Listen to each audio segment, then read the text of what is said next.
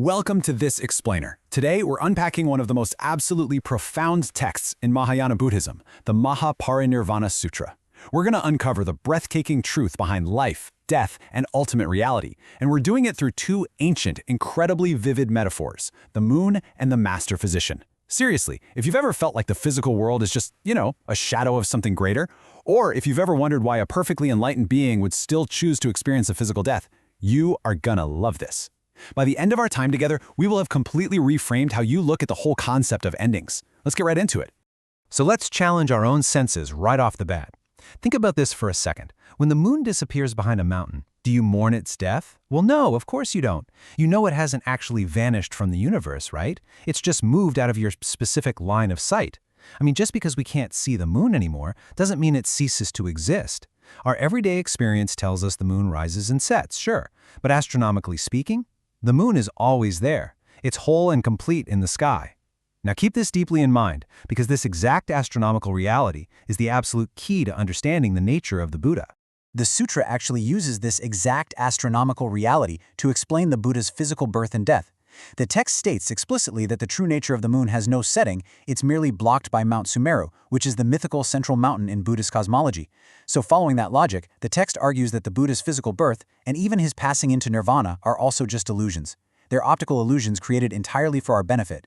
When people say, "Oh, the Buddha has passed away," they're exactly like people saying the moon has died just because it dipped below the horizon. It's a limitation of our perspective, not a change in the ultimate reality.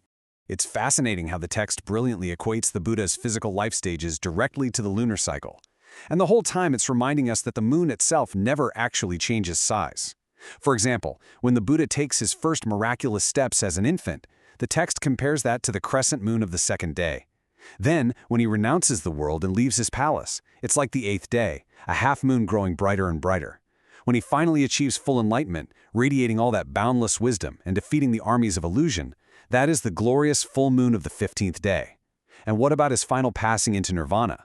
Well, that is simply a lunar eclipse. Sure, it looks dark to us, but the moon behind the shadow remains completely untouched and perfectly whole. This analogy brilliantly illustrates how a single, eternal reality can reflect infinitely in the waters of different minds and different realms. Think about it like this. Imagine looking at a reflection of the full moon in a tiny well, while someone else is seeing it in a vast lake, and maybe someone else sees it in a little golden basin.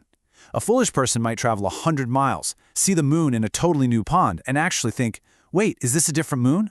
But no, the nature of the moon is one. It's just one moon. And in the exact same way, the Buddha manifests to humans, to celestial beings, even taking the form of completely different teachers. He speaks in ways that resonate perfectly with each specific audience. So everyone feels like the Buddha is standing right in front of them, speaking their exact language. But really, it's all one light, reflecting in the diverse waters of sentient life. So, beneath all these shifting reflections lies the ultimate reality. In the text, this is called the Dharmakaya, or the Dharma body. This is the deep, profound truth that remains whole and perfectly luminous, even when it's completely hidden from our view. You see, when we talk about the Buddha, we aren't just talking about a historical figure who lived and died in ancient India. That historical figure, that was merely an expedient form, kind of like a shadow play designed just for us. The actual reality, the real moon of this metaphor, is the Dharmakaya. It is completely unproduced. And what that means is, it was never born in the first place, and therefore it can literally never die. It is eternal and unchanging, the fundamental fabric of enlightened reality. Now this brings up a super fascinating question. If the Buddha is truly eternal, and the Dharmakaya is already perfect, why go through the whole charade of physical birth, suffering, and death? Why pretend to be a vulnerable, fragile human being? Well, the sutra answers this directly. He does it purely to transform sentient beings. Think about it. If some eternal, indestructible cosmic force just hovered up in the sky forever, we wouldn't relate to it at all. We definitely wouldn't feel any urgency to practice compassion or seek our own awakening. We just get lazy. So, the illusion of a finite lifespan, of an actual physical death, is a deliberate, genius teaching tool. And this is where the sutra introduces its second incredible metaphor, the master physician. It reveals that the Buddha's physical departure is actually a prescribed medicine, meant to cure our spiritual laziness.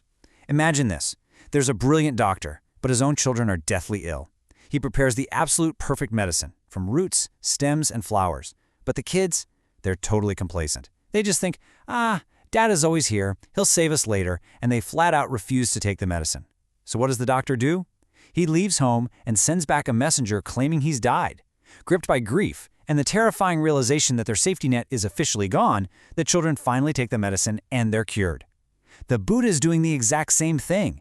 He leaves behind the sutras and the precepts as this ultimate perfect medicine. But he must enter nirvana. He basically has to fake his own death so that humanity will start dragging its feet and actually practice the teachings. So, whether it's a lunar eclipse, a short winter sun, or a master doctor fleeing his home, all these parables point us right back to one central truth. They highlight the massive difference between our flawed, everyday perception and the actual, unchanging cosmic reality.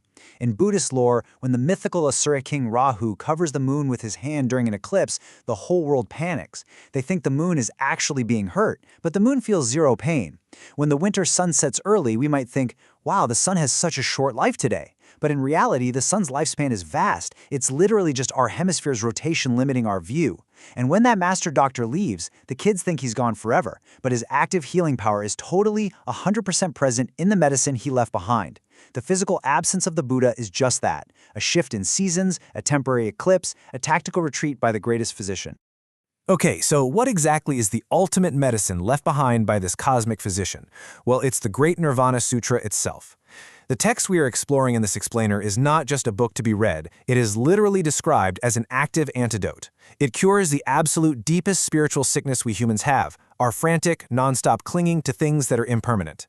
It acts like a cooling, refreshing wind blowing through a suffocatingly hot land of burning anxieties and afflictions. The text actually promises that just allowing these words to enter your ears acts as a profound catalyst. It ignites the seeds of your own awakening and starts clearing away deep layers of karmic poison. How amazing is that? So, the big question. How do we actually take this medicine? Well, it requires a fundamental shift in perception. We have to move from just recognizing illusions to actually realizing the eternal truth within ourselves. Step 1 is making that shift.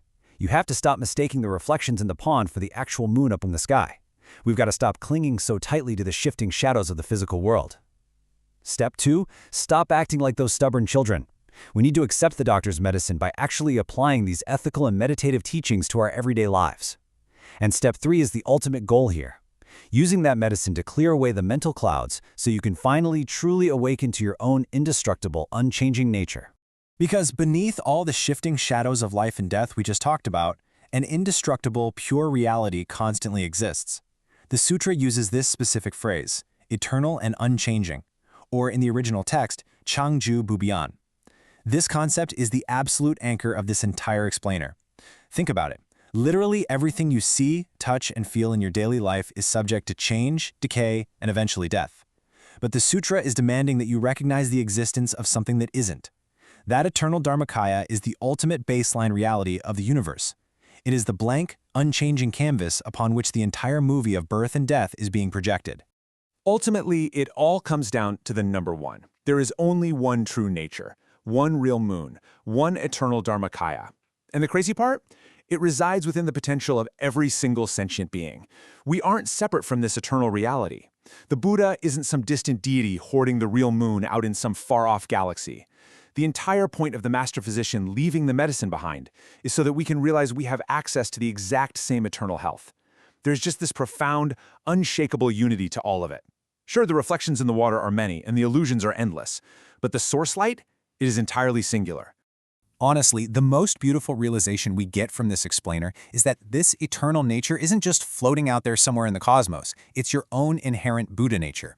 The sutra tells us that the light of this great nirvana can literally enter every single pore of your being. So even if you feel completely disconnected from spiritual awakening right now, even if you feel totally lost, the text promises that this underlying reality is the very core of who you are. Yes, your physical body will eventually fade. It's much like a season passing or a reflection rippling away when the water gets disturbed. But the light that allowed that reflection to exist in the very first place, that eternal, unchanging light, that is what you truly are.